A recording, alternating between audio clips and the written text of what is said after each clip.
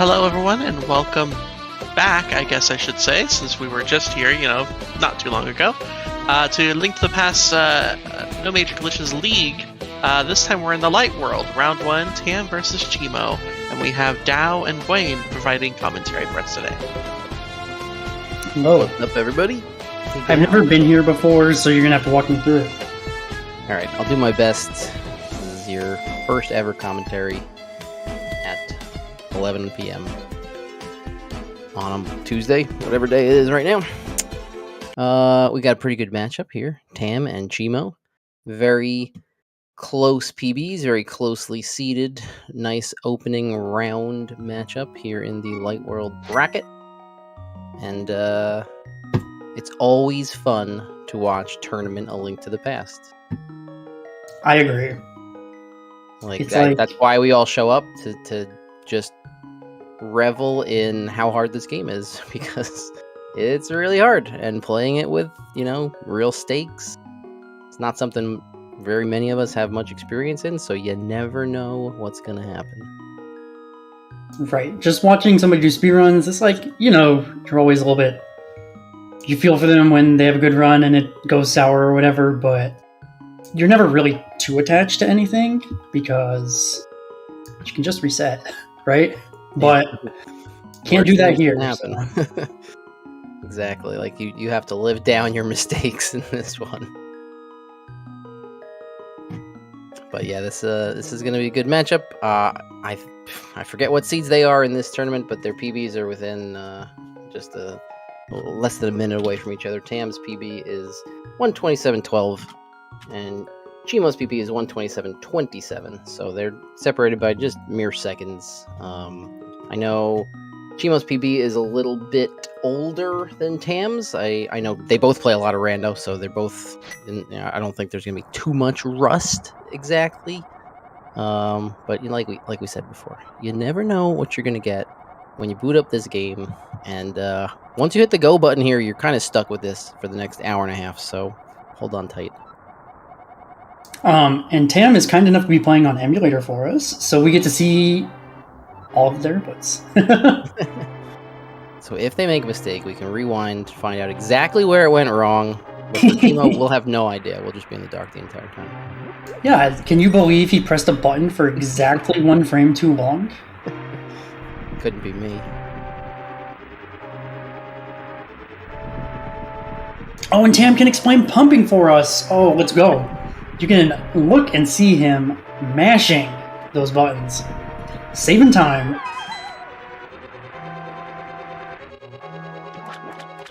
I find Escape the perfect warm-up. I don't know about you, but I barely ever warm up before my runs anymore because I know we're going to start with the escape sequence, and that's just going to be my warm-up for the run. The perfect warm-up for me is Escape Eastern, mess up, and you get to do it again. That sounds 20 like a minutes nightmare. of pumping is like, oh, okay, I'm good to go. Gonna be honest, sounds like a nightmare. Absolute nightmare there. We saw some unfortunate RNG there for cheamo. He's already down. I have heart. That courtyard screen maybe in contention for the worst screen in this split. It sucks. It sucks a lot. And now I have hearts. well. I don't know. I would say on average, I lose more health on the courtyard screen than I do. Pretty good first key guard rooms there for both of them. Well, not a lot going on in the escape, but there are, it's the same as the rest of the game. Like, mistakes cost you real seconds here in escape, just like all the other splits. So yeah, the RNG costs you frames, messing up costs you seconds, right? So you can't complain about the RNG if you do something wrong. And like we said, it's a different animal playing a run that you're attached to. You can die here in escape, and that's not what you want to do when you're being restreamed in a tournament, and you only have 3 hearts, and you're going to face an enemy here in a couple of rooms that just needs to hit you 3 times to kill you. So, you tighten up a little bit, you move a little bit slower, trying to play something safe, doing something you don't usually do, and we've seen plenty of deaths in tournament NMG before. You just got to be on top of your game from the very start and just kind of trust that you know what you're doing. You've practiced it enough. Both these guys have. Yeah, 8/, different both of them, which is definitely the most dangerous strat. Tam took that early hit, which is like, that happens sometimes. And then you start clinking a little bit, and that's when you start getting nervous. Yeah, I would say almost everybody's sort of expecting sometimes that hit before they even land any slashes. It's when you mess up in the middle, like you said, like you go for that 4th slash and suddenly you're clinking, or you're trying to position him in front of the door and you don't quite ever really move Link correctly, and now you're hitting him way too far and you try to get back in position and he starts hitting you. So when things start going off the rails in this game, they tend to keep going off the rails. Mistake recovery is really going to be a big thing. Really just getting from like the level that these guys are at right now in their PBs in the low 127s. A big chunk of improving like the next 2 minutes for most players is really just mostly mistake recovery, and that's going to play a big part here in this race. Likely, like you're going to make mistakes. You need them to not be run-ending mistakes. I absolutely You need to see agree. the mistake coming even better, but short of that, you need to know, like, okay, this is a mistake. How do I not make it end my run? Yeah, and like, when was the last time you updated your strats, boy? In like 135? Like, I don't like to learn new things, so yeah, no, we're not. We're done learning in this game. but yeah, it's just like getting better in this game is not about doing things different. It's about doing the same things better and just not messing up. So Yeah, once you've mastered all the ways to not do it correctly, then you know how to do it correctly. at least some of the time.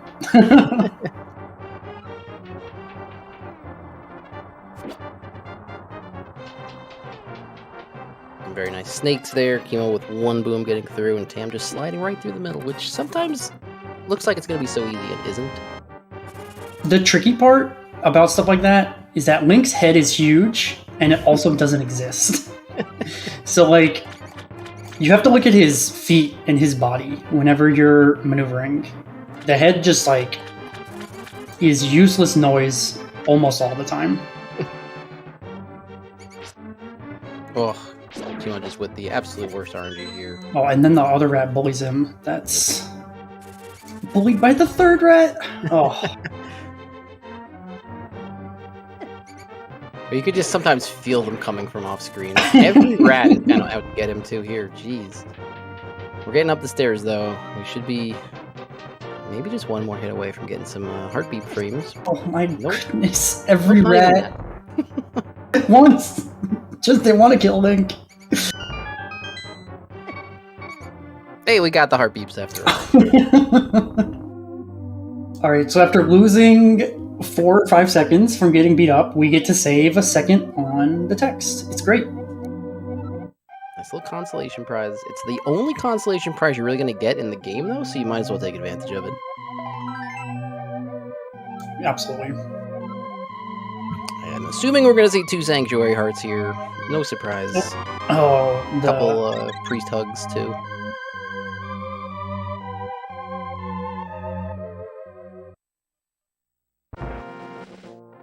Yeah, like we mentioned in the last race too, Sanctuary Heart is just like, in a race, there's no reason not to take it, right?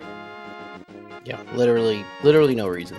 Well, almost literally no reason. I guess if you had like a 546 escape and you were pushing for like the 1039 Eastern, you wouldn't take it, but that's a pretty big ask. Yeah, it's just for a lot of runners, it's really just like a mental crutch more than an actual like life-saving safety. But there's so few tournament races, even against a player that, like, let's say has exactly your PB, that are going to come down to 4 seconds. So just grab the Sanctuary Heart. Oh, Tam tried to go for the free boom shred there, but threw the boom down instead of to the right, which is the hardest part of that strat. I am on team still slashing that statue. I do not boom him. It's too hard. I slash the statue every time. It's like it's a free strat. Just slash anything to do to make the game easy, right? especially that screen. Just screens I already don't like. Why would I want to make them harder?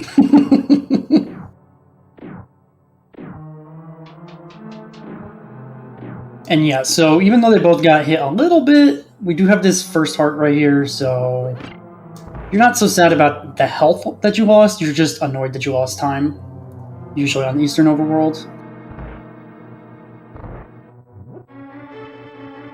Yeah, unlike a lot of overworlds in this game, you can very quickly erase the damage you took on this one.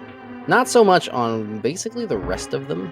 However, I guess the game kind of eases you into the overworld punishment. It's not uncommon to come in here missing a heart, heart and a half, 2 hearts, or sometimes even more depending on what those are. Nobody's ever been beeping at the start of escape. Never happened. No, it's impossible to take 3.5 hearts of damage on the overworld. But while there's not a lot going on here in Escape, it's sort of, or in Eastern, it's kind of Escape Part 2. Really nice strat there from cheamo to boom the key. The RNG he got from the Stalfos means he would have kind of been a little bit blocked on the way out if he'd done the normal strat, but pick the right strat at the right time. This is really the first big trick. This damage boost here. Tam's gonna take a hit here. Uh-oh. I'm gonna miss. Get a safety heart, so that's fine. You really want to have a heart and a half going into the back here just to give yourself a little bit of breathing room. Escape deaths are fairly rare, but Eastern deaths are fairly common in this speedrun, so another thing you really don't want to do in a tournament. They're really not the worst. They cost you like a minute to a minute 20, but you don't want to be a minute behind 10 minutes in. No, is the thing. The mental damage is tremendous. Right. And it's mostly that Igor right there, that particular room is a big thing you're worried about, and then the last couple of rooms where things can just go a little bit wrong and you take a heart, so.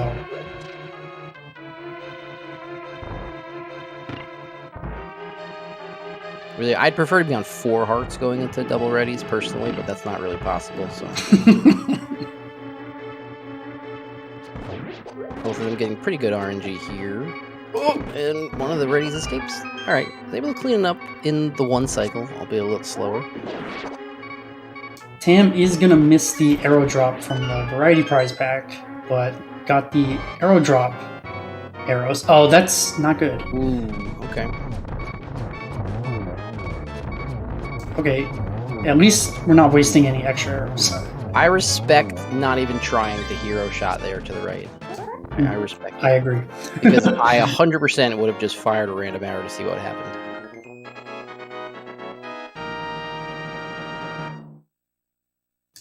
Neither of them got particularly lucky with rupees. So I'm reasonably confident they're both going to do 3 rupees, but I can't say for certain. In which case, we're a few rupees short of being able to do things easily. Based off the way they're talking, pretty sure they're both doing 3 rupees. Yeah, I mean, if that's their normal strat, there's no reason to alter it here. I mean, you could go with a slightly tournament safer strat of grabbing the Hospital rupees here, but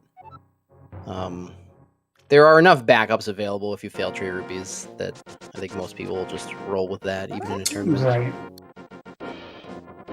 And the last gets hit there. The last thing you want to do is be thinking about your strats, right? Yeah.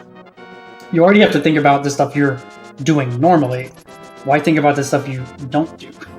Right? It's just like too much. Plus, it frees you up to think about all of the things that went wrong in the previous split. Like, you need that brain power to kind of give yourself some self therapy in between splits sometimes.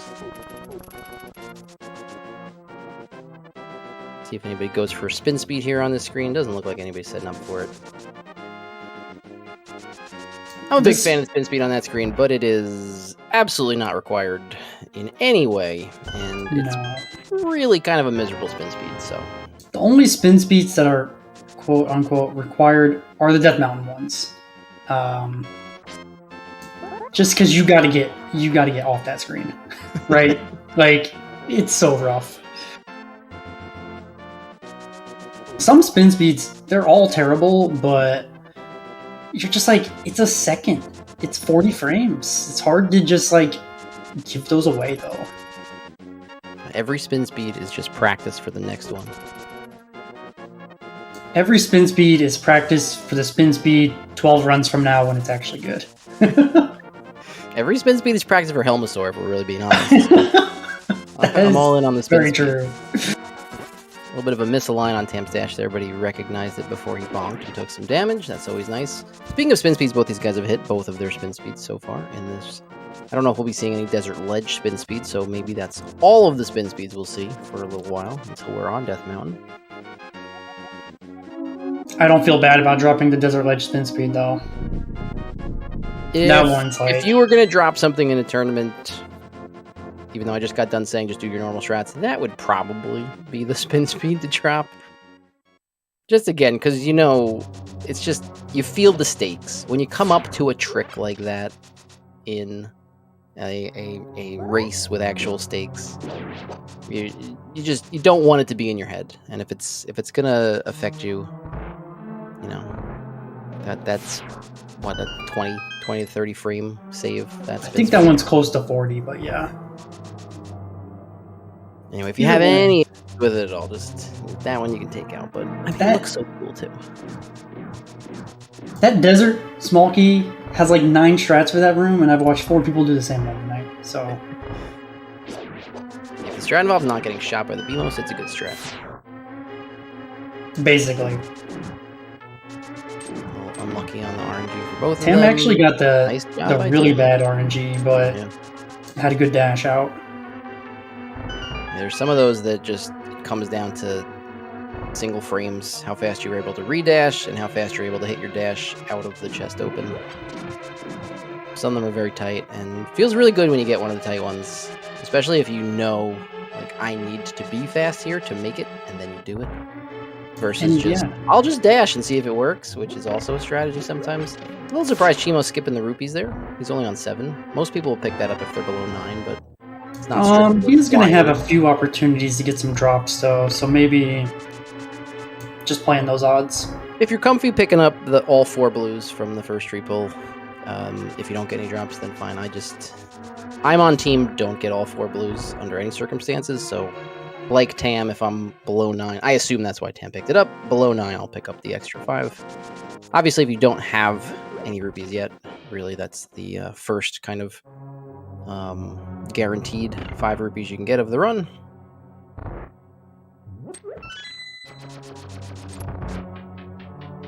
Yeah, this upcoming Popo room, you get drops, but you never pick them up. literally never. It's a myth actually picking up rupees in this room, I think. And when you do get, it's the green anyway, so it doesn't matter. I think I've gotten the rupee from this room more than the previous room.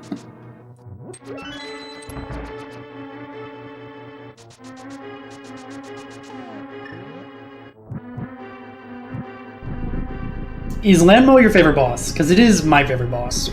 Landmo is my least favorite boss in runs and my favorite boss to practice. I'll put it like that.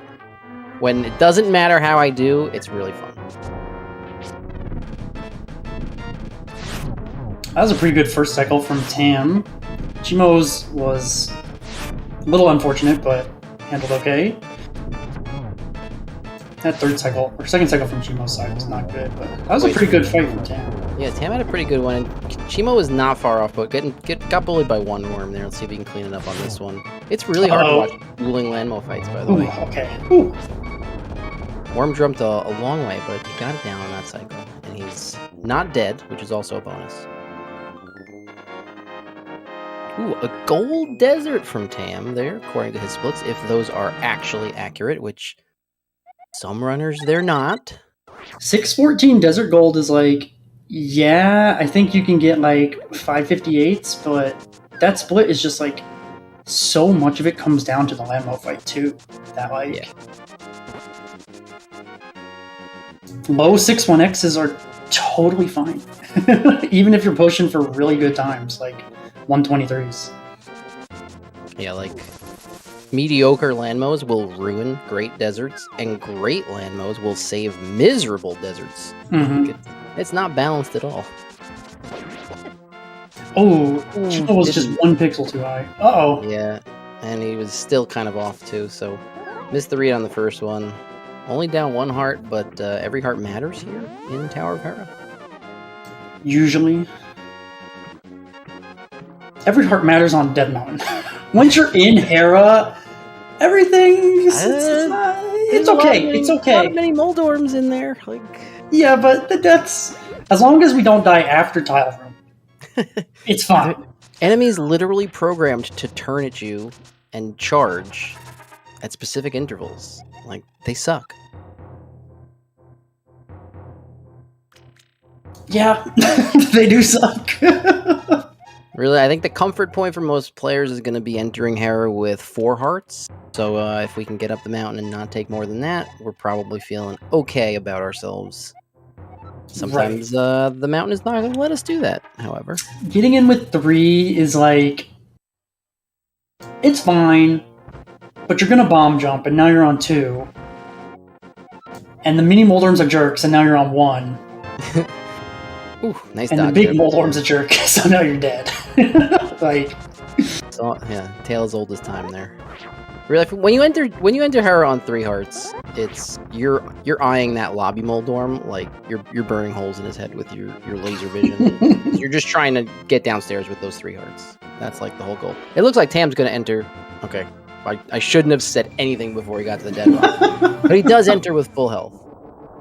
And cheamo's also gonna enter with at least a couple hearts here, pending dead rock. So pretty successful death mountains for both of them in a tournament setting.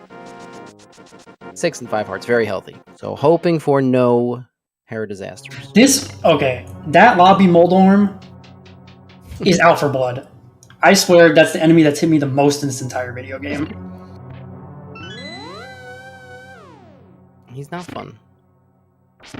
Are we? Oh. We are definitely pot spin. Oh, we're not pot spin speed. We were trying for pot spin speed. Speaking of that lobby Moldorm. Exactly.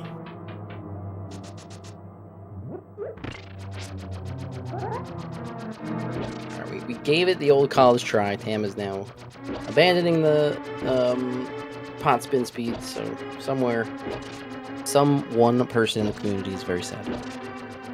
Yeah, and this strat to throw the pot early is not the optimal strat, but the optimal strat involves boomerang dash, which is pretty gross, and only saves like 20 frames, so...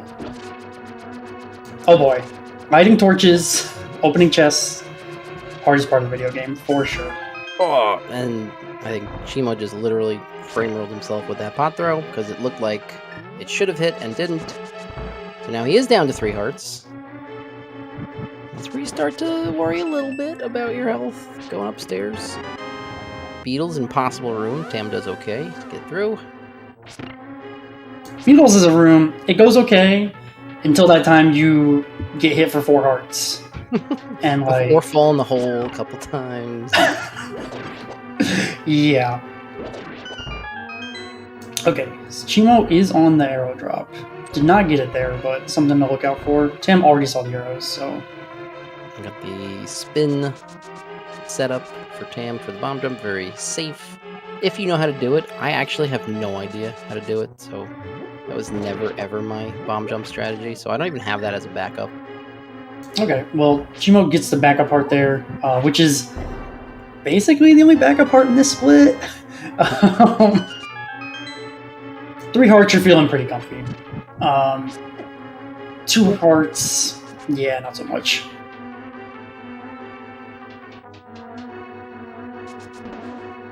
Oh, I think he had it, and just... I don't know. Sometimes you dodge yourself on that one.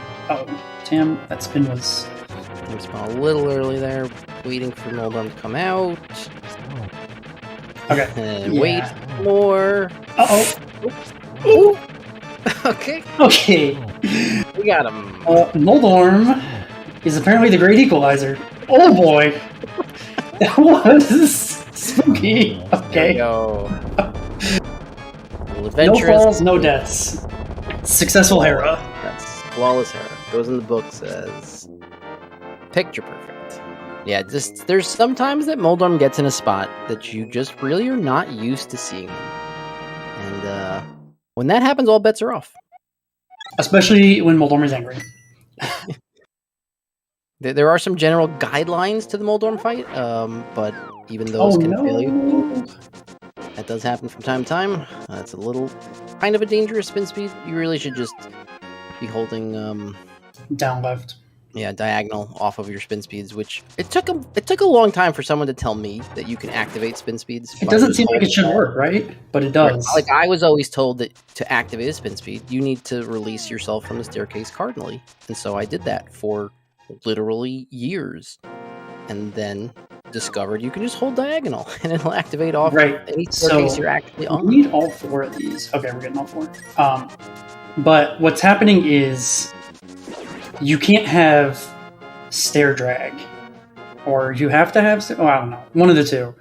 And when you hold diagonal at the edge of the stairs, like you swap, then it doesn't work. But if you just hold diagonal the whole way through, then it works just fine. You have to stair drag. Okay, that's it. I couldn't remember which way it was. So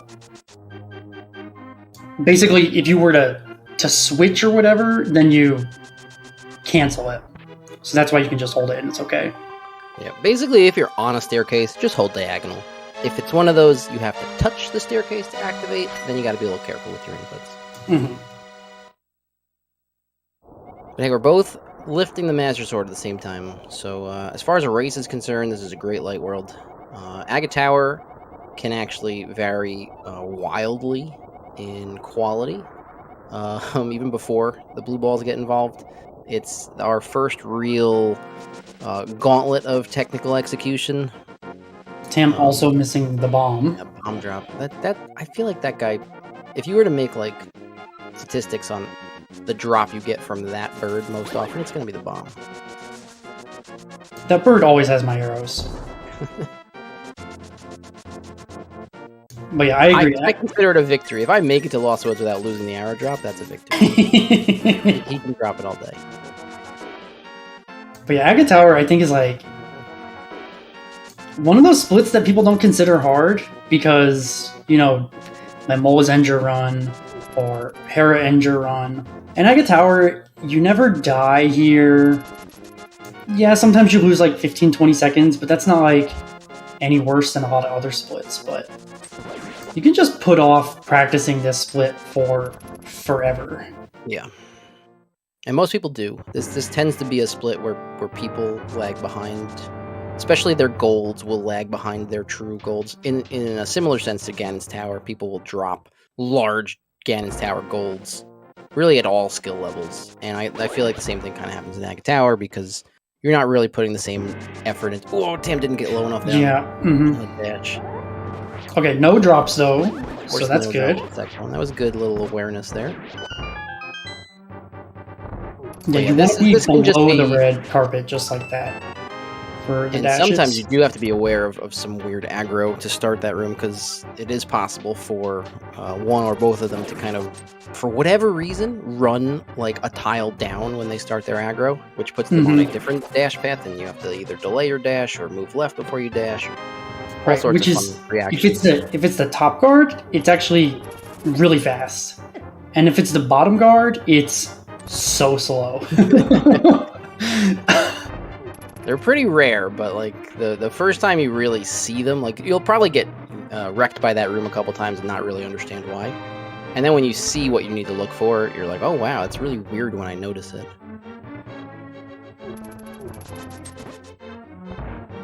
Yeah, they got beat up in Dark Maze a little bit, but Dark Pits was good.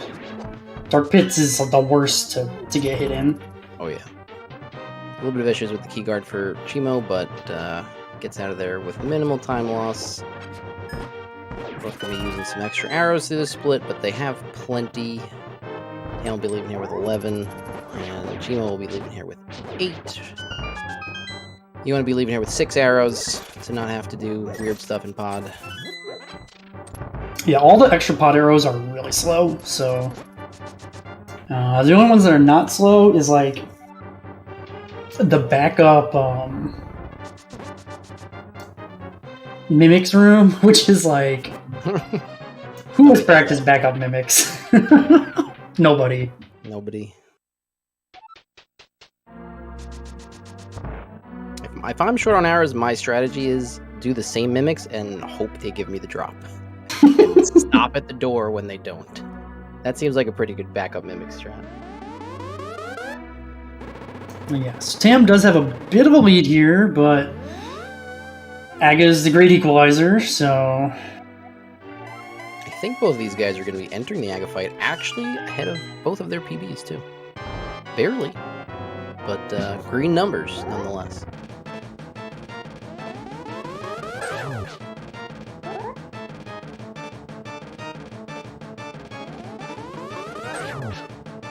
Yeah, we just don't want to see many blue balls at all. And if we're going to see any, we just want a couple on Tam's side. Even it up. Have we seen any? I think Tam's had one so far. I admit to not paying the closest attention. You just always get 3, right? You get 3 or you get 11. It's like, whatever.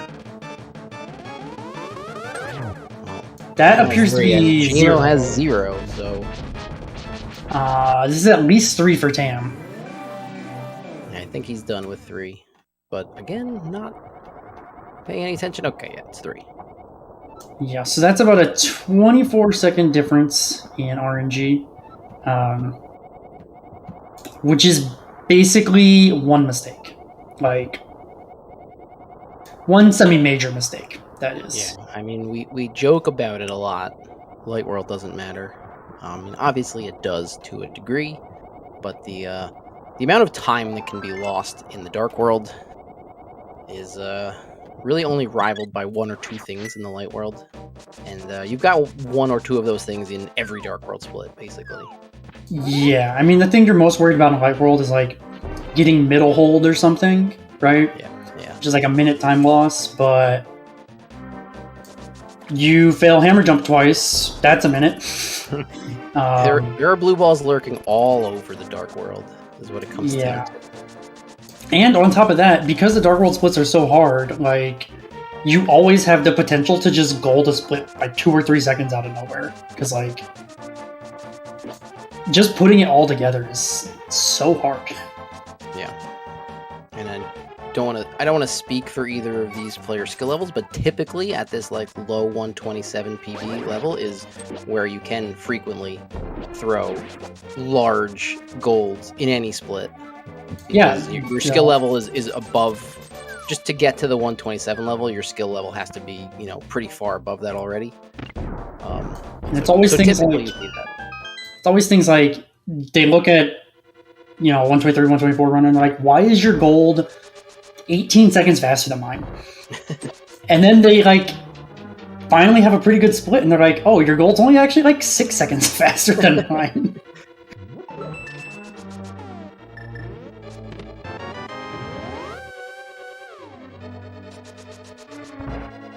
Alright, Palace of Darkness, outside of low-key actually kind of a difficult overworld to do optimally. One you usually don't take much damage on, but tough to do optimally. You've got a dungeon that's really got not that much going on outside of Hammer Yump and Helmasaur. The problem with the overworld, though, is you don't take much damage, or you rarely take damage, but you take it in chunks. Yeah. You'll enter here with 4 hearts, plenty. But most of the time, all of your hearts. Or you'll miss 2 spin speeds, or... Yeah, just a bunch of tricky stuff. Your real goals for this are just make sure you remember all of the bombs that you need to pick up. Don't take any damage before the Hammer Yump. And don't go the wrong way when you're in the room for the 6th time. Yeah, pay very close attention to which lap you're on. Very important. And don't die. That's like my goal. If I can just not die and not lose 20 years in pod, I get to play the video game, right? This feels like the real gatekeeper to me. Not Blue Balls, not Light World, but this split right here. Yeah, there's no celebrating good paces out of Aga until you're done with Pod. I'm firmly aboard that train.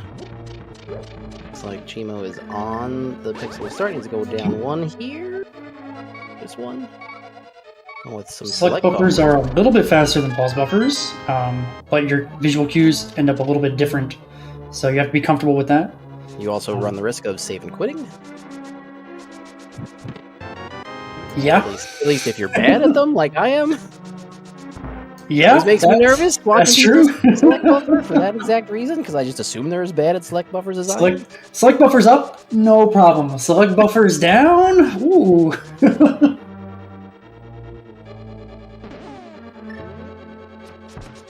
Uh-oh, okay. Good recognition. It's another good example of what we were talking about with mistake recovery and recognition. Just seeing like, hey, if I leap over this pit, I'm losing a lot more time than if I just stop, because I see my arrow's not going to hit its target. And that is something you screw up enough that you kind of recognize when it's not going to work, so... Okay, getting some backup heroes here. That's... okay. Ooh.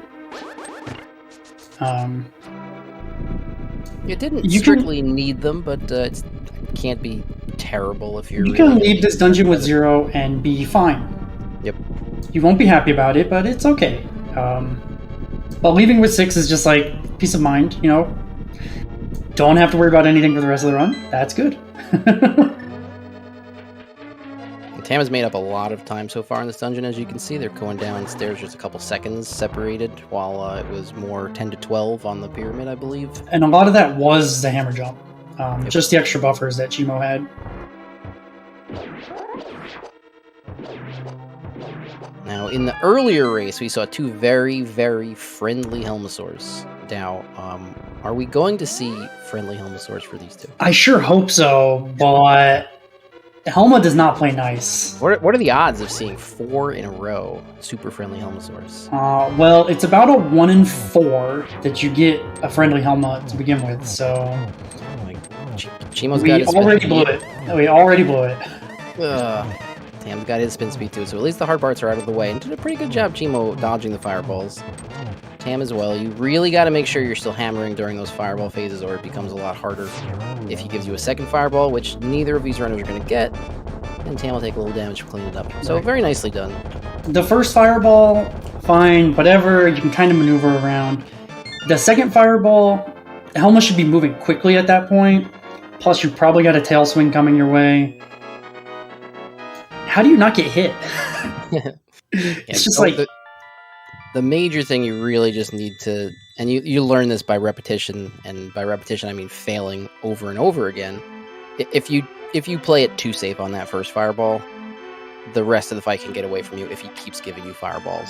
It's just like you may not even have a safe chance to finish your last couple hammers. So the more hammers you can get while dodging the fireballs when those first fireballs are on the screen, the easier the fight is going to be to clean up if he gives you another one. For sure. And especially things just like... That goes for a lot of screens in this game. Where, like, the first 6 seconds, you know what's happening. But by second 7... Get me out of the room. Like, who knows? There's so much in this game that going fast is actually the easiest strat. Right. It's impossible, but it's also the easiest strat. It's the only strat that makes sense.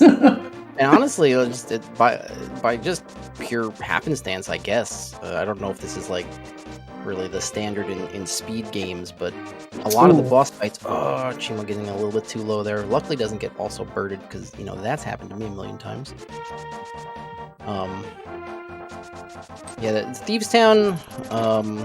A good hammer dash from Cheamo. We'll see if Tam's gonna do the super fast strat. Nope, just regular hammer dash. That's fine. Thieves Town is a split where everything's gonna do tons of damage. But luckily, sometimes you're just gonna finish the rest of the split without ever getting hit again. And then other times, just everything's out to get you. So losing 2 hearts on the overworld, not the biggest of deals. Just because you're probably gonna finish with not taking any more damage. It's that next hit when it happens that puts you on 4 hearts, then you start thinking, and then you get bad Hellway RNG, and then you really start thinking, and then you're one shot with the crickets upstairs, and we've all been there before. So let's not take I any always more say that Thieves Town is the easiest split. Because, yeah, you just don't take any damage most of the time. And then you die. Alright.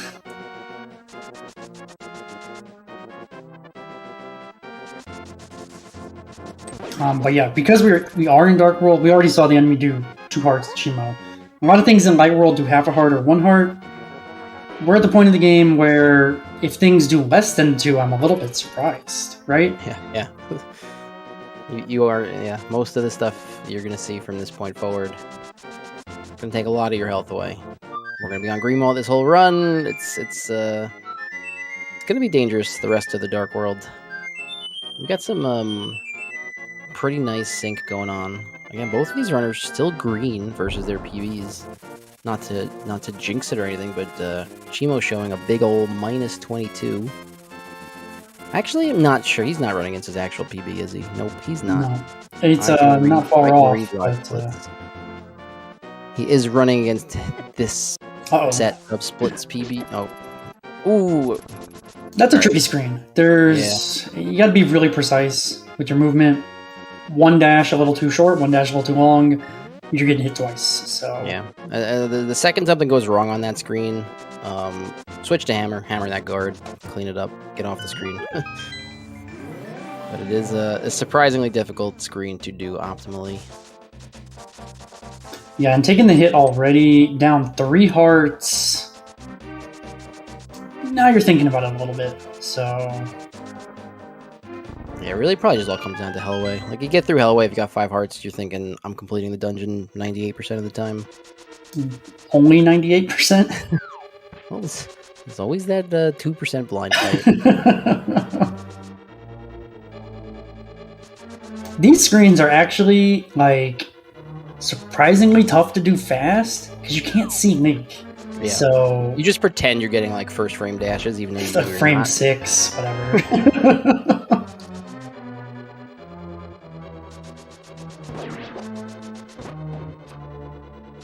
Nice job by Cheamo, not bailing out of that dash too soon. That's a really easy mistake to make when you get that red Zazek in your face.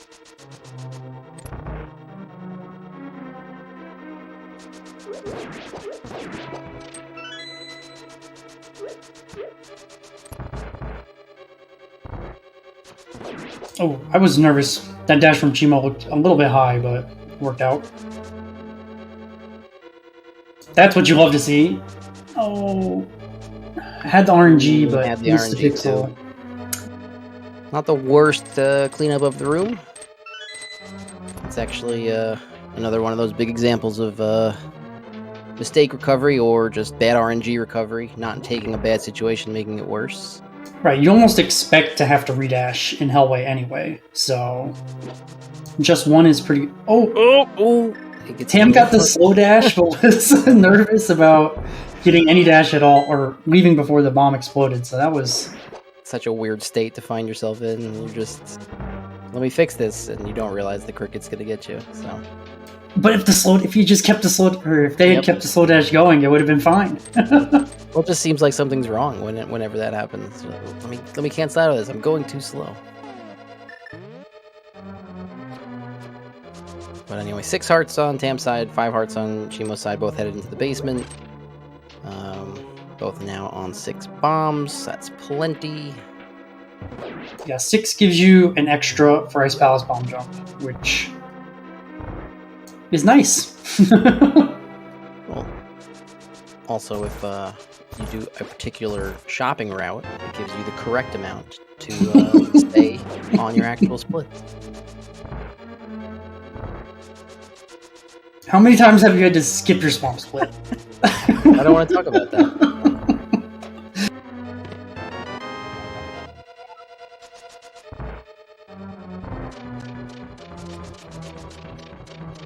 Left side dash there from Cheamo. Not a fan of that strat just because I just think it looks uncomfortable, but it's probably faster than the double slash when that jelly electrifies. I don't know enough about it to say. Probably on average, yeah. I have seen good, really, really, really good players do it, and that is usually my litmus test for what is a good time-saving strat.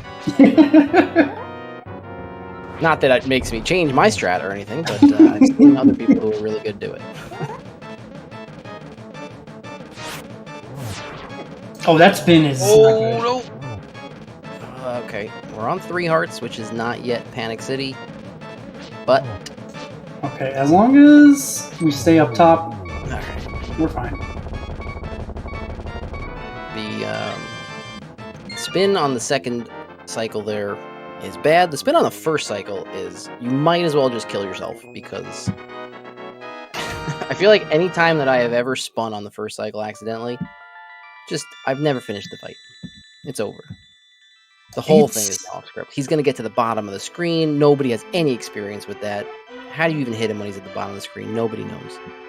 The thing about the spin, too, is you're holding your sword so you can get the first frame poke, and you just release it at just the wrong time, right? Yep. You have to hold it longer than you think to not get the spin. Now, on Tam's side, again, assuming he's running against his actual splits, I mean, his PB is accurate in his splits, he's got another gold in that Thieves' Town. Right around 7-11 Thieves' Town. That is pretty solid Thieves. 2 golds today in a tournament race. You'll take that literally anytime you have a tournament race, I would say.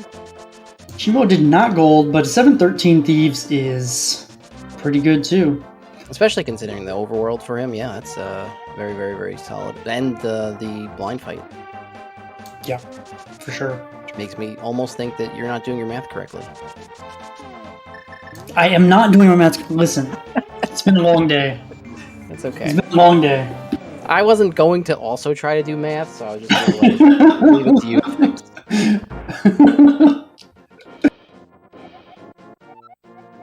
We clean up our own commentary messes here, Dow and Dwayne, on Zelda Speedruns. Listen, there's a 4, there's a 7, it ends in 3, you know. Some of the numbers did check out, you're right. Will we see, how many fence dashes are we going to see? I'll just ask you outright. We've only seen 2 today.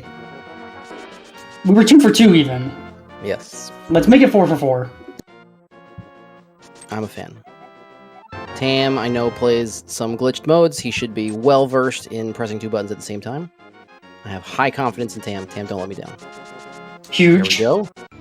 Cheamo also plays tons of Link to the Past. He's done this a million times. He's going to get it as well. Huge. Just always think positively and believe. That's the key to life, and especially the key to Link to the Past.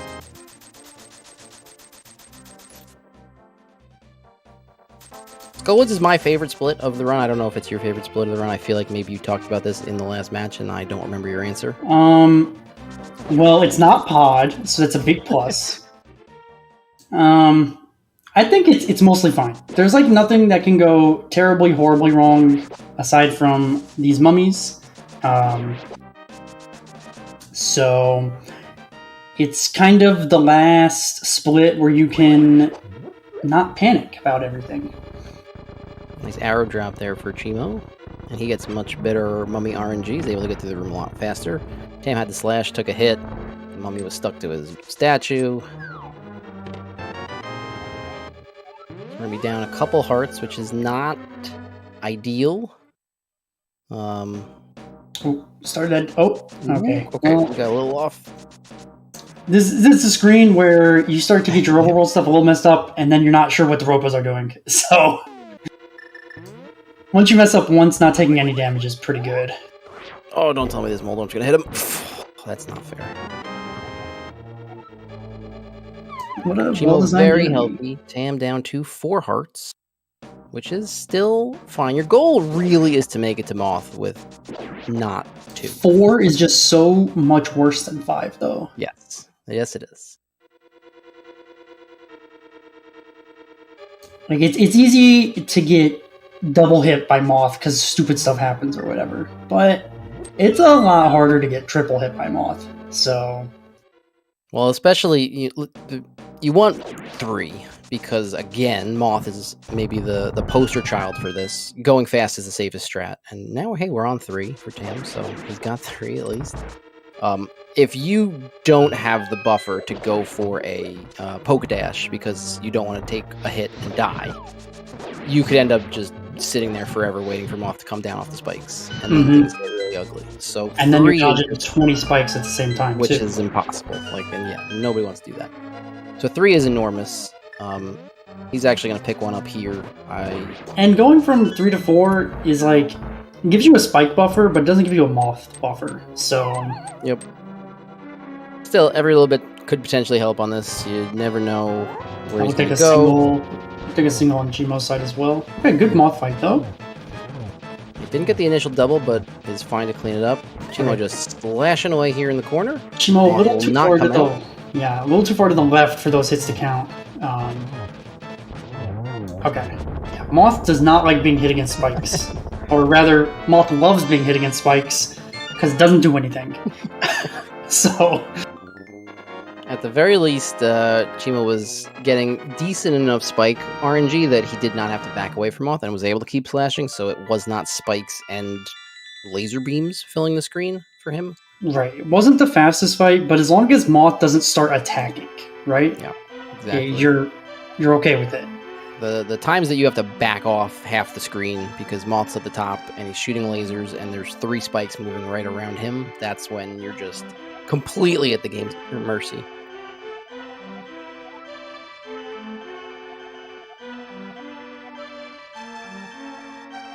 And yeah, that's just one thing. Cheamo had a really good Skull Woods, but much like Desert and Landmo, sometimes Moth turns a decent skull into a terrible skull.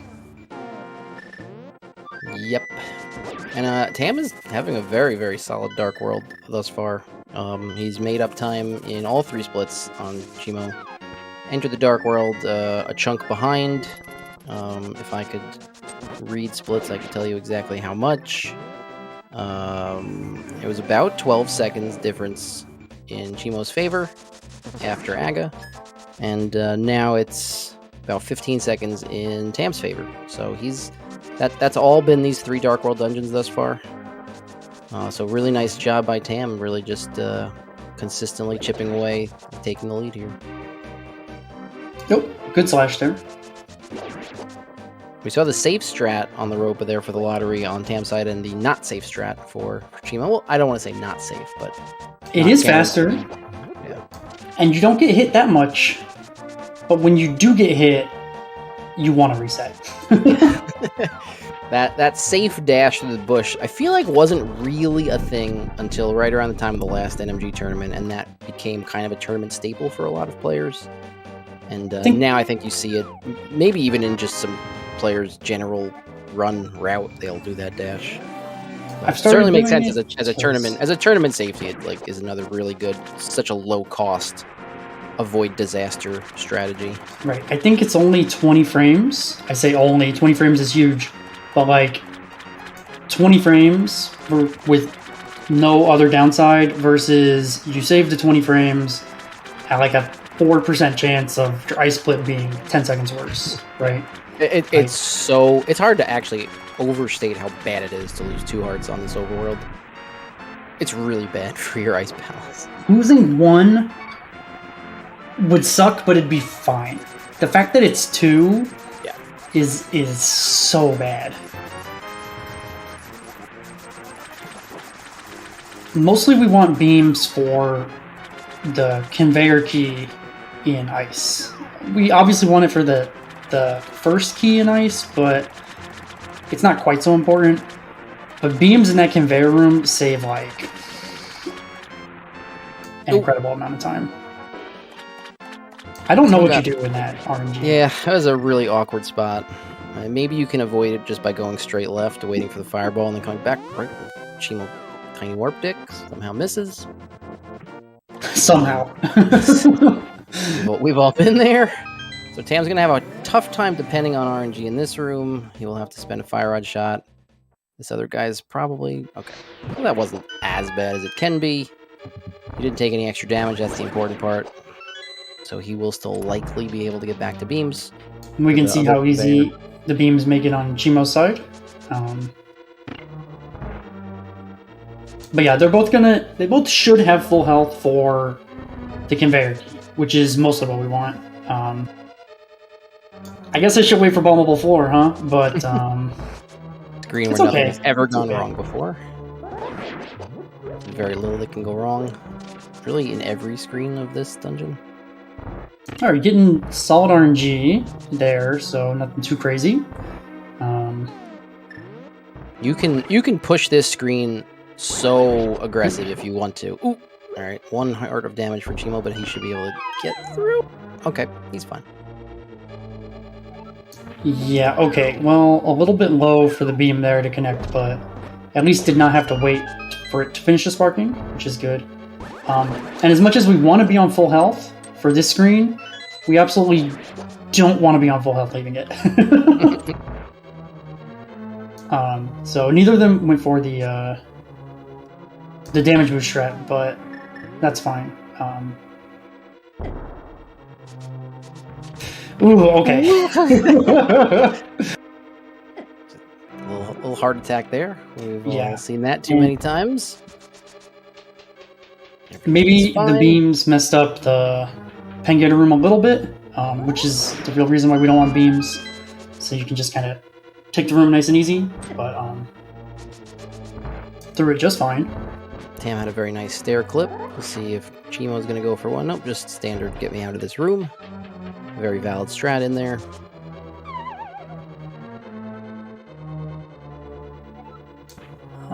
Tam does need both pots. Cheamo will only need the one. It is honestly surprisingly a lot faster to only need the one.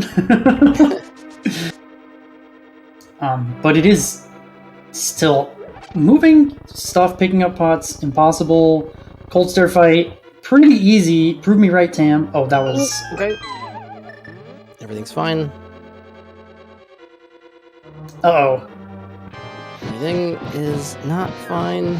We just need one slash. The Okay. good news is that one Don't of the buffs die. was already dead by the time things really got off the rails, and we're gonna see a little cleanup on Oh, Cheamo's uh-oh. side. Ooh. Okay, okay. No heart attacks whatsoever. Oh. Circle By the way, back to shoutouts to The Sankar. Sankart, yes. Circling back to Yeah. the Sankart discussion from earlier. Ooh, okay. Yeah, it looked like Tam just didn't get the roll from upright to full right before he slashed there, and he was pointing up at the ceiling, which I don't know, does that even... Can you even still do the You can poke still dash? get it, but it's I a lot guess you could tighter. try, It's a but- lot tighter. Yeah, that's probably not something I you think want you to wing. have to do double poke if you get that. And so you have to get, like... You can't be pushed too far to the right either. And it might be a little too far to the right. If that happened to me in run, I would drop my sword and just start slashing like he did. So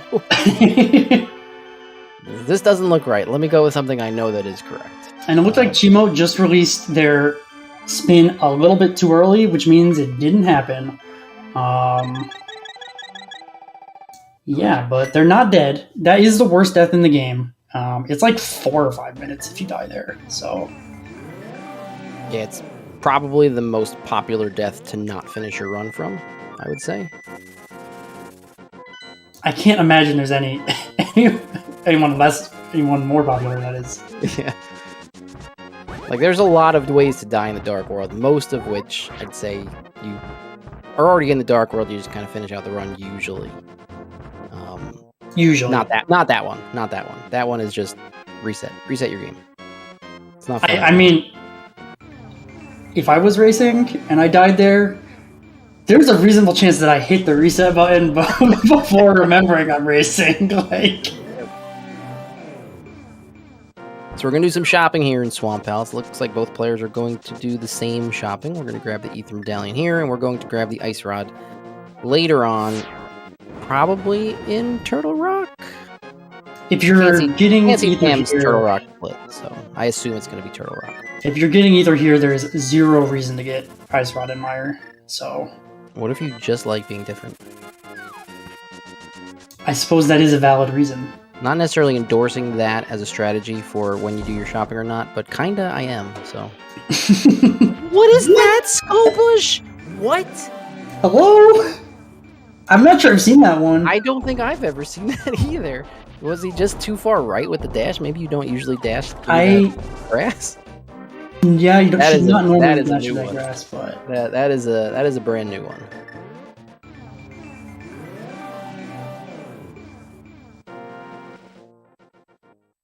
See something new every day with this game, I guess. oh, Cheamo messed up the blocker race. That does happen. Maybe he was going. I don't know what he normally does. Sometimes if you're going for the blocker race plus dash, you can Right. kind of miss. That's a lot tighter. But I've definitely going missed with it just mashing before. yes, so- yes, every once in a while, you're not really paying full attention on that screen usually. I did mention that I thought Scold was kind of like the last split where you can kind of chill a little bit and like you're not gonna die in Swamp, right? Probably. I mean, if you do, you're not going to die until the end. So yeah, you can chill until then. Yeah, but the funny thing about Swamp is I mentioned people are always like, how is your gold 20 seconds better than mine?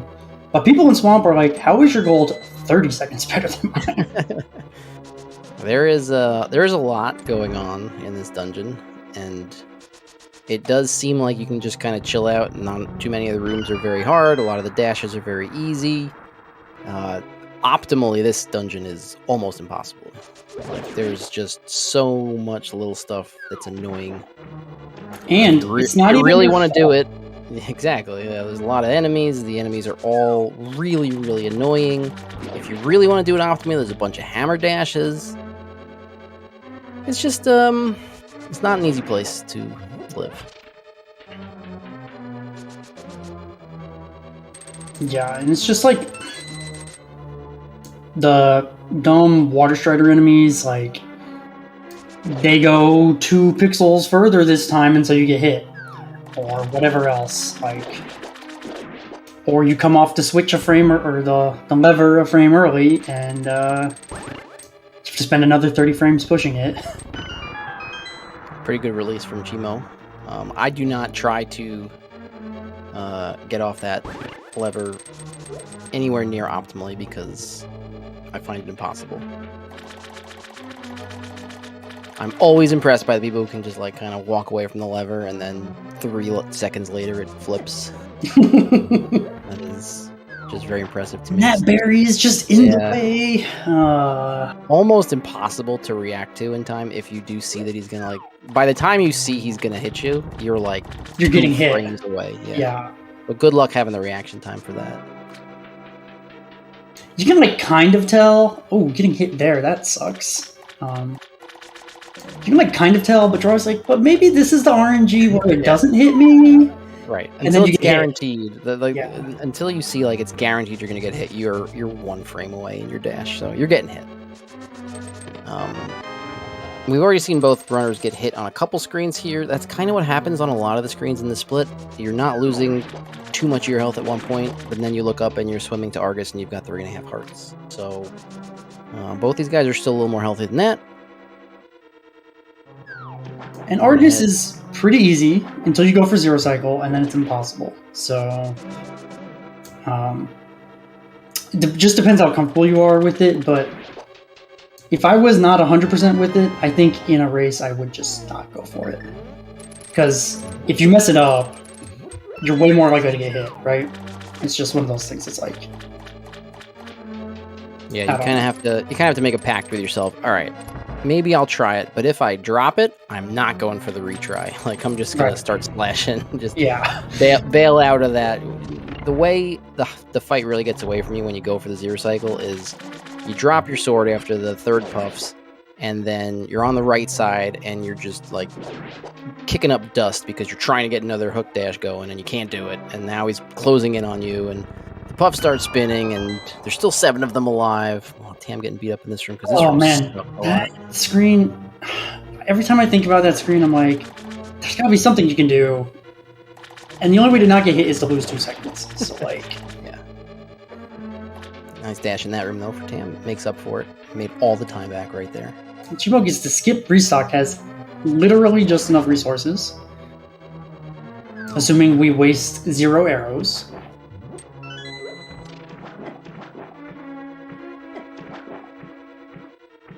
Okay, we are seeing a good zero cycle attempt here. Not just can't get back not over to the quite left, there. fortunately.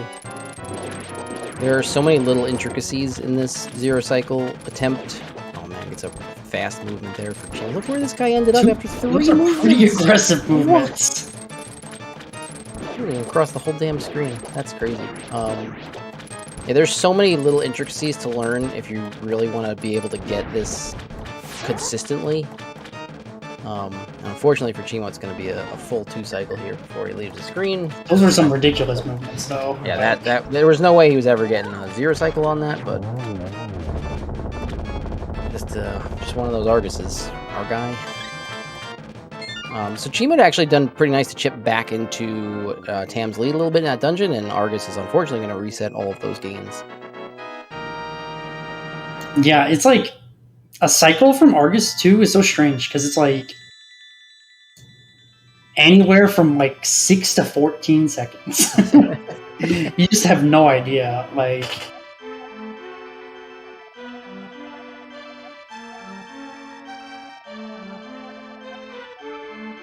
and to me, this maiden text box feels so much longer than any other one. Even though it's literally just like one more text box than the pod one. Yes. Well, I think the knowledge of it actually being the longest text box probably helps your brain get there. Probably. But, yeah, look, that's why you make it the longest split, so that the text box feels appropriate.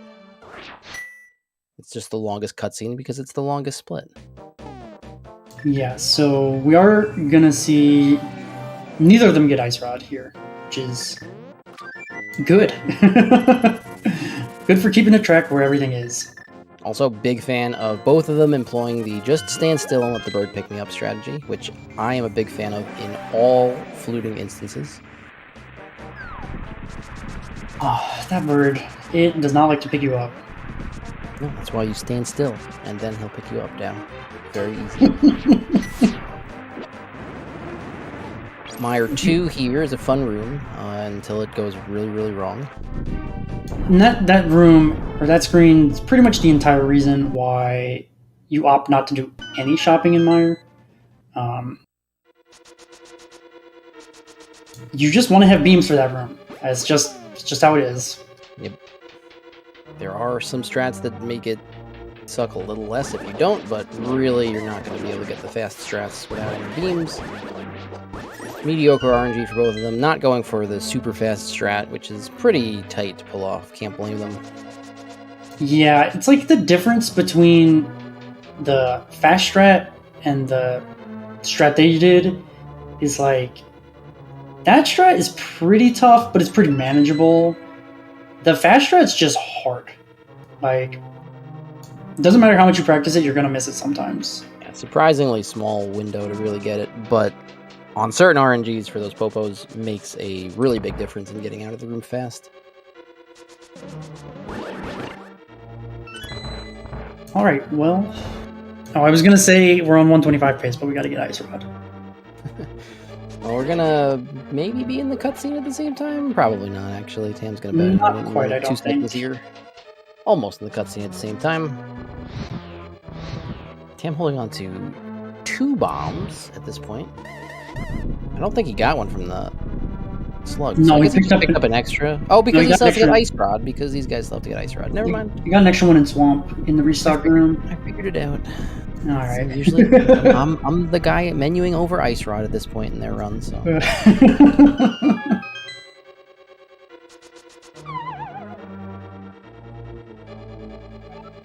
But both of them are on like pretty solid 126 pace if they get a pretty good end game. Certainly, we're aiming for a little less than 20 minutes from the time they light the torches. It's tough to consistently do less than 20 minutes there, just because stuff happens, right? Stuff just happens. Yeah, and there's also, like, in my opinion, the moment you enter the Vidi room, the rest of the run is like a tier harder than Dark World has been up until this point. Yeah. Like Turtle, it is not uncommon to see people just lose 25 30 seconds in Turtle Rock, and obviously GT is GT, and obviously, you know, we've all been on the infinite Ganon loop. So when you're talking like race terms, we're getting into the very difficult part of the run. Mistakes are going to be very costly from the moment we enter this boss fight. It really is if history is any indication. Yeah, and this boss fight is well, it's a good thing we have extra bombs. He hit the very top of the spike there, I think, the first time. Maybe even missed it. Maybe hit the rail. I'm not sure. Well, this will give Cheamo an opportunity to catch up.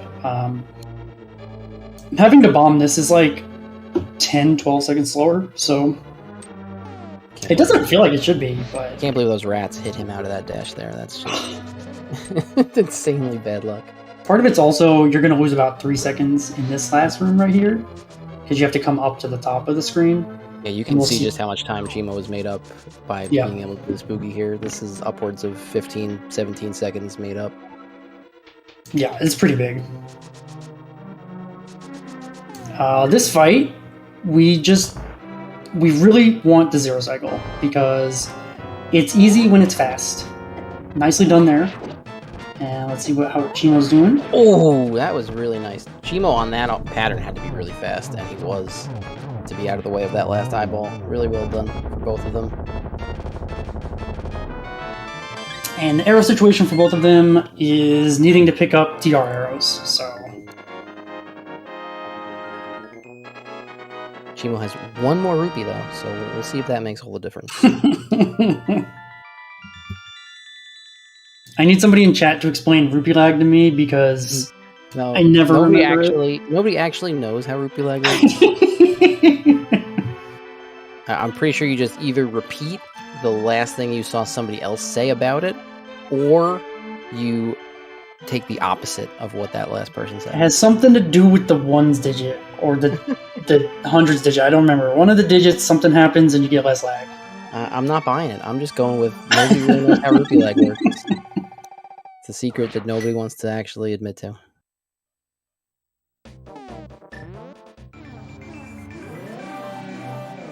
Fox, I don't believe you, Fox. I'm sorry. Impossible, no. I was very confused, but we're getting Ice Rod. This is like the third time I've been confused about the Ice Rod situation in this run. I am that bonk is... Okay. Alright. Could have gotten very unlucky there going up because the crab also went up, but we're fine. That bonk is also... This is just a screen where... We didn't get hit by crabs. The screen was great. Whew.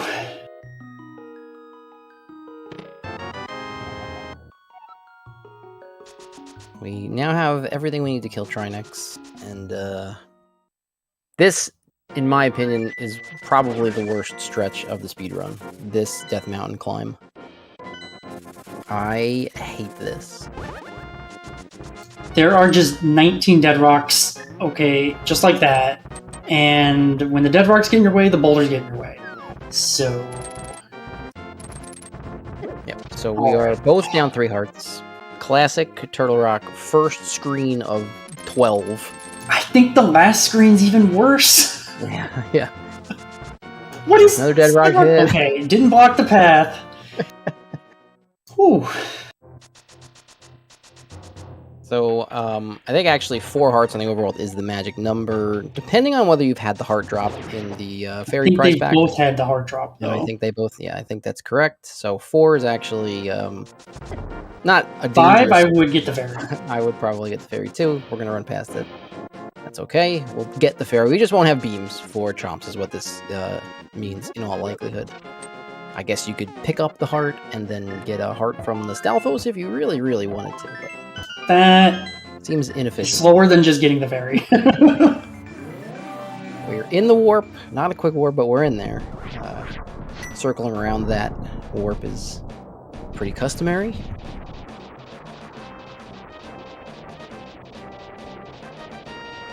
Yeah, actually, we didn't really even mention it, but Tam's pace was excellent until the spooky issue. So now he'll just have to focus on just winning the race. While PB dreams are probably dead. He is... I was talking to Dow, I think, before the race about this. Tam plays so much rando. Like, he is super experienced at Link to the Past. And if he wants to just sit down and grind out some NMG runs, he will fly down the leaderboard with all of his experience at the game. So, unsurprising to see him just put up a really, really, really good pace here. And it is sometimes tough, though, to just do runs, because the game is not friendly, and it's pretty easy to get frustrated. So I found switching back and forth between NMG runs and rando was a great way for me to not really get pissed at either of them. So yeah, that makes sense. For Tam, he took the half heart here though, which actually he was already down one extra heart too, so he wasn't going to get it from the fairy. So no beams for anybody. Doesn't get 4. Okay, Cheamo's at 3.5. Well, let's get the fairy. Let's get the fairy, please. All right, fairy, and Tam avoids any damage despite getting some bad RNG. Cheamo's just going to take the safe strat. Got some. Did get pretty blocked by the chomps there, so yep. Not going to force the issue. Absolutely a good idea not trying to force the issue there. I don't know if either of these players is a watch the restream or watch their opponent kind of runner in these situations, but like if you see how close the race is, let me just not die in chomps is probably the strat you go with. Tam opting to reslash there? Oh, please. Okay. I'm not going to stick around for the fairy, but that's... the fairy was being blocked by that skull, and it does 4 hearts, so... You will have to be a little careful, though. For Tam, there's not much in the way of health. You could stop, I guess, in the platform, dark platform. There's a backup heart under one of the pots, but, like, is that worth it? I feel like stopping for a heart in Pokies is going to get you shot by that fireball like 19 times out of 20. Especially if you're me and you like have to pick up 3 pots before you find the one that you're looking for. Oh, that was a poke. Gotta be a little careful. Okay, we're down another heart. No! Oh no! The early spin. And just a little far away from the Pokey there. So when you spin close, you actually kill the little balls. But when the Pokey's far away from you, that doesn't happen. And so you get owned sometimes. And also, if you release your spin too early, then it also just protects you in case you do accidentally get a bounce like that. But when you release your spin early, the spin ends sooner, and so it doesn't protect you. That's just really unfortunate. Really, you see the spiraling of that room with the poke initially just puts you off of what you're used to for the room. So getting the poke on the first pokey and having him not die, you're now in just basically uncharted territory. And you try to kind of ad-lib and clean it up. You don't know where you're supposed to spin for the next one. You spin in the wrong Pokey's moving place. Twice as fast. Yeah. You're trying to keep your eye on him on the other side of the screen. And then you see how easy it is when it just goes according to plan. You just get right in and out because you've done it a million times. Now, Cheamo did get the A-bomb drop, which doesn't do anything besides irritate you. Yes. We'll see how committed he is in GT to getting rid of all of the bombs. Some players don't care. I don't care about GT. I care about the Ganon fight. Right. Well, GT is where you can get rid of them. Unless you're like a med. I've seen like Eri drop them off the side in the Ganon fight, but that's for insane people. So you drop them in GT like a normal human if you don't want to menu twice on Ganon. And despite obviously the script is flipped here with the Tam death, but Cheamo's Turtle Rock has been very solid. No real issues. He's got a lot of health as he finishes. That's usually a good sign when you're finishing with this much health, despite taking all of that overworld damage. So he's going to be through T-Rock, and there's just a GT and a Ganon fight away from taking this tournament race. Tam is not that far behind if we see Cheamo struggle with any of the big things yet to come. Pokey's death costs, I think, right around a minute. It's not the worst death. But there's not that much time left, unfortunately. So a minute's tough to get back. It puts it squarely in the obvious territory of we need a big mistake from Cheamo if you're Tam to have any hope. You're not going to play yourself out of this hole, really. You're going to need a large mistake, and there are still some things left in the run that can be messed up in very big ways, as we all know. But first we got to get Trinex dead, and he's going to bum rush you. Please. Okay. 4 hearts is... I get a little nervous on this double spin at 4 hearts. Yes, I definitely am much more precise with where I'm standing when it's 4 hearts. Everything's fine. Alright. We're good. We're good. And we're into GT on Cheamo's side. Opinions on GT. I love it. It's really, really, really fun to do well. And it's ruined by the worst boss fight waiting at the top of the tower. Just absolutely ruins the split completely. Anyone who has ever had a good Aga 2 fight has done so accidentally, I'm convinced.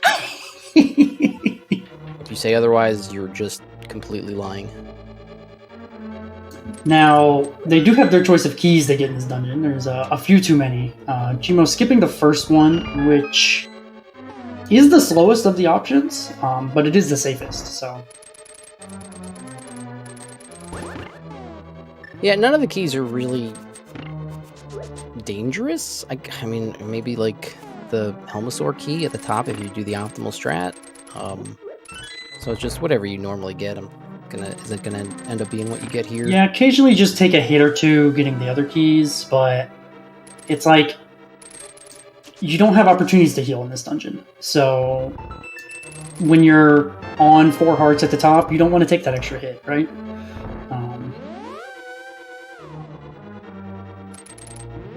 But yeah, the keys are all within a second of each other too, so it's not like it matters that much. Yeah, I mean, for the most part, people are going to be taking the same key route. I know. Maybe we'll see. Oh, we're getting through. Yes, we are. Cool. Here's where you start dropping your bombs if you were concerned about that, which Cheamo clearly does not care. We'll see if it costs him a menu on the Ganon fight, because I know it would cost me a menu. It always costs. No matter, you have like 7 minutes here to remind yourself, like, when I get to Ganon, I have a bomb still in my inventory, and you'll still always forget. Alright, this fight is actually the most important boss fight in the game. We just want to see a good boss fight. When you take too long, things get weird in the Ganon fight, and you're not used to it, and then you start to death loop, so... It might be, like, the worst feeling to mess up Ice Armos comparatively, because, like, you really shouldn't. It's basically, like, a scripted fight, and yet... like, it still goes wrong way more often than it should. You're never going to die to it, but like, you'll feel like you want to be dead if you don't ever fire that last arrow, or you walked up too quickly and bumped into one of them for some unknown reason. Okay, mimics didn't go bad. Really, all you... Oh! Okay. You can mess up mimics too, and then the BMOs start firing, and then it's just, who knows what's happening in that room anymore. He just wanted to even out his resources, so he's got all 9s. Extra arrows. But yeah, the start of the climb here, starting with mimics and then all the way up through the gauntlet, this is just the difference between doing this great and doing this well is like tremendous. Like, there's so much time and so many intricacies in these rooms, so many RNGs to learn. It's really fun and it's really hard, and it's really cool that it's kind of at the end of the speedrun. You don't have something like this in the rest of the run. Yeah, and the mimics rooms are the hardest rooms in the game too. So like, basically everything in this dungeon is just asking you to be great, and if you're not, you're going to be in trouble. Plan mode 2, an important fight. Oh, we just spun a little too early there. Didn't get the spin on the first one. Oh, just barely missing. Oh, That did shoot it too. Alright, well, we'll have to get the magic in the next room. We'll have to clean this fight up with no more shots we did. Magic management in GT is really not too difficult, but if you really screw it up, you can end up having to mirror out. So, and it's a bad mirror. It loses like 3 minutes. yeah. You kind of have to mess it up like in 2 different ways. But you have to mess up 3 different things. Yeah. Yeah, it is possible to do it. It's on your mind. You just know your backups and how to deal with it, so you don't do the wrong thing, and everything's fine. Yeah, I'm getting a little bullied in the kind of the same rooms that Cheamo was having issues with. He's through his gauntlet. Cheamo just needs to shoot this fire. Actually, threw gauntlet pretty quickly too. That was pretty good. Make up a little time here on Lemo. He does successfully. Cheamo waiting for the jingle.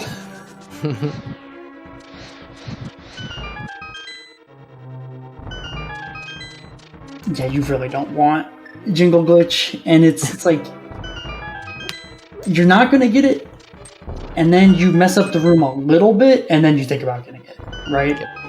Yeah.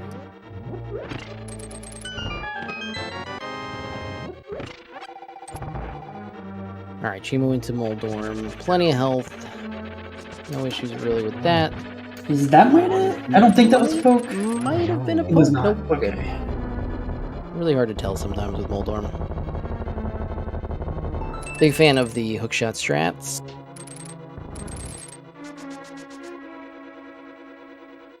As long as Yeah, you who came up with overuse that hookshot, I don't know. Some genius, I guess. Just one day nobody was doing it, and then somebody came up with it, and everyone adopted it because it was very useful. Although you can kind of just hookshot way too early and play yourself into a bad time. But so here's the fight that just sucks. This fight sucks. It's impossible. This is a good pattern, at least. All right, we got 3. That was definitely 3. This pattern is no good. Okay, we got 1. Are you ready for this? Are you ready for this blue ball? Watch this blue ball. Guaranteed. Oh, Yep. what a surprise! What a surprise! This fight sucks. Impossible to do it correctly. Okay. What's worse is knowing that there was a thing you could have done to get a 3 cycle every time. That's like the worst feeling in this fight. Yeah, because you can get a 3 cycle on Virtually every pattern. There was like somewhere you could have stood and slashed and then moved and did whatever to get a 3 cycle. 4 cycles are fine, honestly. Like, especially in a race, you're just like, we didn't totally blow it. It's fine. Tam got the red sky freeze frame for Aga 2, which I've always felt is very lucky. I think that's also a 3 on that first cycle. I think Cheamo actually has a shot to PB if we get good Ganon warps here and a good fight.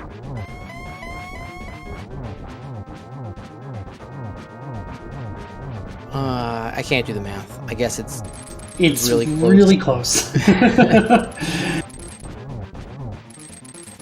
It could depend on these bombs. Are we gonna get the extra menu? 99% of the time I will miss menu here, so I'm very interested to see if Cheamo will as well. Maybe he's listening to us and we're helping remind him not to do it. Although even that might not be enough because your muscle memory just wants to press the button one time. This is the worst part, too, when you know you're on good pace. Oh my goodness. Please, dude. Oh, that sucks. Was that 7? It was a lot. No, the bombs! Oh, there it is. We got torch glitch. We're not alone in that, Cheamo. Not alone in that. Tam appears to have gotten the 1-on-1. Yes, good job. One little missed spin there from Cheamo. Tough to kind of go from bottom to top sometimes. Oop, takes a little damage. Needs to settle down a little bit.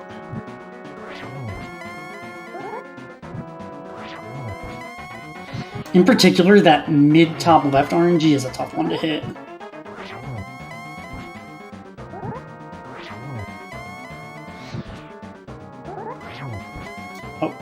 Lamp torch glitch. I love it. Better safe than sorry. But yeah, nice run from cheamo there. Not quite PB, but really, really good. I mean, his PB is 127.27, I think. Yeah, So he's within 20 seconds of his PB. Every single runner of this game will take that in a tournament race. Every single run. if you could say I'd always be within 20 seconds of my PB, Yes. no, yeah, just take it every time. Really, really, really, really solid run all the way through. Obviously 0 blue balls is always nice. We'd like to see that, but outside of the the Argus disaster, kind of everything else in Dark World is very solid. I guess Mothula also gave him some troubles, but those are the two things. Like the dungeons were clean, and everything else went pretty damn well. And Tam has a pretty nice run too here, so. Yeah, really, Tam's run was fantastic until just the 2 mistakes, and that's the way she goes. Definitely way she goes. But hey, we got a pretty good treat. We got a good race almost all the way through this, and ends up being only separated by 40 seconds total. Can't ask for more than that when you tune into Link to the Past After Dark here on the East Coast. I want to point out, I kind of prophesized this. Like when we got past midnight Eastern, some weird shit will start happening, and that's look at Tam's splits. All I'm saying. Although Tam is definitely not on East Coast time, so that doesn't really work.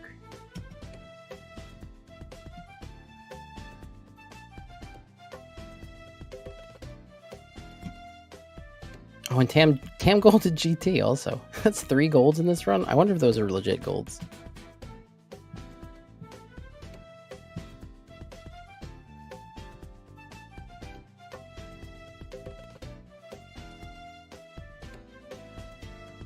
Unknown if we're going to get either of them in for an interview, but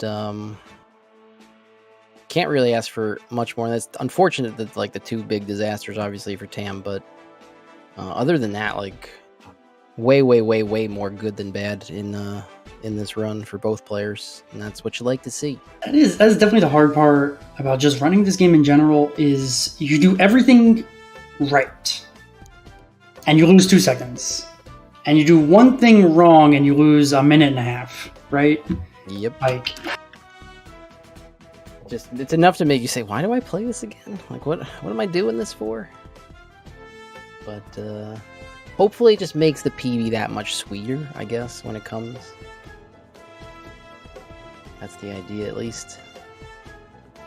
So I guess in terms of this tournament, cheamo moves to 1-0, and Tam will drop to 0-1. They'll both play a similarly recorded player in the next round, and I do believe we're joined by both of them now. cheamo, Tam, what's up? GG. Yo, GG's. Nice run from both you guys. Tam, unfortunately, a couple disasters there towards the end. That'll happen. cheamo just really solid, clean most of the way through. From what we could tell, it was a real fun race to watch, and you guys were, maybe just 2 mistakes each. I don't think I made 2 mistakes. I think every single thing I did past the Skull Wizard world was 1 single mistake. This happens like every time I'm green. I just lose my mind and stop playing well. It's a punishment for golding desert in a race. That wasn't a real gold. Oh, okay. Well, we're wondering about that because there were like 3 golds on your split, so I didn't know if they were actual golds or not. The other 2 golds are real, and GT is actually a 10-second gold. that's huge. Nice. Huge GT golds. You love to see it. Yeah, that was really... I'm not gonna act like it made the rest of the run worth it. Well, shouldn't feel too bad and down on yourself. Like, this is tale as old as time, really. Like, a bunch of green splits, get to the end game, and a couple things go really wrong. Like, that is just gonna happen to everyone at every skill level, and it's not really that much of a surprise to see it happen in a tournament. But even after your disasters, bouncing back with a really, really, really good GT and Ganon, like, that's gotta be something. You know, the spooky thing is gonna, so you miss by a frame with the first fire rod, and you end up losing 25 seconds there. And then obviously we saw what happened to T-Rock. Just the room goes like that sometimes. The thing I actually felt the worst about was entering Waldorf's room. The best time I ever have. I've never been there quicker. And then whatever happened on that last hit, that Yeah. lost me like 100 million years. Yeah, sometimes he just really does not want to run into your sword. I was like, I had a feeling that the first spin I did was too early, but I was really just praying that I could get a huge Haragon. It didn't work.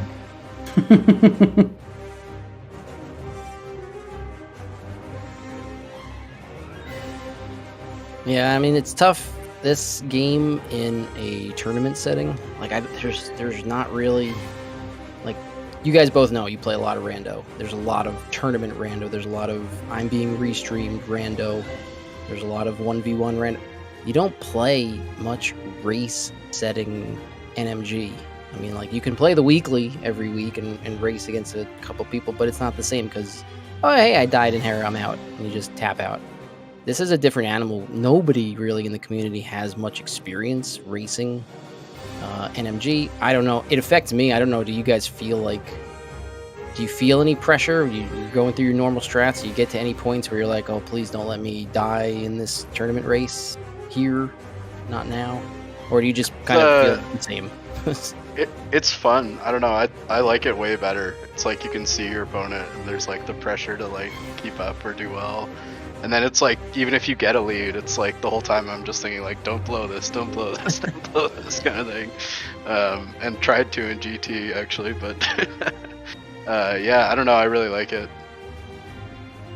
I definitely was playing not the same. I usually run offline because I'm not really a fan of people watching. But at a certain point, like in this seed, I had a good light world, so the nerves kind of settled a bit. But then as soon as it started going wrong, it started going really wrong. And I had no idea, like I wasn't watching, I didn't know, because the first half of my run felt pretty good, so I felt like I was probably ahead, and then I kind of had a little bit of false hope that the Tavarok death was going to be okay, but yeah, I didn't know until I didn't know if you guys were watching. Sorry.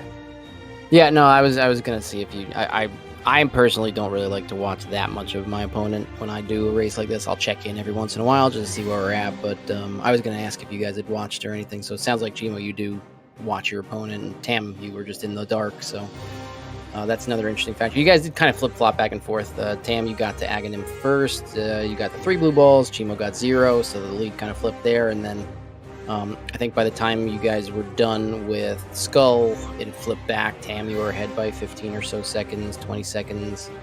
And that kind of persisted up and through Mire, obviously, when things kind of started going off the rails for you. So, but really never at any point were you guys more than a minute back and forth, even, even with the mistakes, Tam, that you made. Like, this was still a really close race, even with Cheamo playing very, very well. Like, this is 20 seconds off your PB, Cheamo. This is everyone in this everyone in this tournament will take that every tournament run. It was pretty good. It's also the first 127 I've had in like a couple years, probably, because I've like really been de-resting for the last month. Yeah, even better. Yeah, so that felt pretty good. There's a bit of slop here and there, but that's kind of expected in a race. It was super close up till Mire. I don't know if we were ever more than like 20, 25 seconds apart. And I don't think so. I was watching Tam's race and it's about a 5-second delay, and so much of the race we're like neck and neck, like entering the same door, just like I was like 5 seconds behind kind of thing. It was pretty fun anyways for me. Man, this guy gets 0 blue balls and calls me out for Golden Desert. That was great. It was like you killed me in Light World and then it just like flipped. I think, this run, even with what happened in Ice and Maya, I think it would have been a PP if it wasn't for Tavarok. But I didn't know that I was going to have a huge GT. Yeah, it was a good run, honestly. just gives you something to do again next time. Just gold it by 10 seconds again. What's stopping you from that? Yeah, I just do that a couple more times and then I'll have a 125. Yeah, it seems so obvious when we say it out loud. Wait, why didn't I just play quicker? You should have told me. So this is just week 1 of this event. You guys are going to be playing some, Tam, you'll play. I guess I actually haven't read the rules. I assume you'll play a 0 and 1 player from this first round, and Cheamo, you'll play a 1 and 0 player. Is there 16? Yeah, that works. There's 16 players. So there's more of these exciting, close. You're going to be paired up. Everyone in the bracket is like so close together in PB, so you're going to be playing a very close opponent in skill, and I guess just good luck moving forward. It's going to be fun to watch, and I know this race was like everything we could have wanted from watching a NMG race, so thanks you guys for putting it on. Yeah, thanks and GG's. This is good. Tam took one off me and Krosky, so I took one Oh, off yeah. NMG. So So this game 2 are now B or X. Soon to be continued, maybe? But yeah, thanks for the commentary and everything. I heard it was a fun race to watch. Yeah, we had the easy part. It's tough being on the performing end, so. Dow, any last thoughts before you actually can, stop watching Link to the Past for the first time in, 24 hours? I had a lot of fun. So thanks for playing. It was a good time. Alright, well, we'll just turn it back over to Jason to take us out of here. Appreciate you guys watching. Have a good, whatever's left of the night. Sounds good to me. Let's take a look really quick. We do have, it looks like from what I can see, 4 races tomorrow for the NMG League. One at 5 p.m. Eastern, one at 6 p.m. Eastern, one at 7 p.m. Eastern, and one at 10 p.m. Eastern. So plenty of content for you to look at. And from what I can see, 3 of them are going to be hosted here on ZSR. There's also the Link to the Past Rando Challenge Cup Grand Finals Game 1. Tomorrow looks like it says 1:10 p.m. Eastern. So if you want to see some randomizer of Link to the Past, feel free to tune in to ZSR Main tomorrow for that. Thank you, of course, to our commentators and our runners. Please give them a follow and show them some love. I will put those lovely commands in the chat. And oh no, we've lost one of them. No. And Bwayne, go follow Bwayne too. And there you go. Thank you all so much for coming out tonight, and we will see you next time. Bye bye.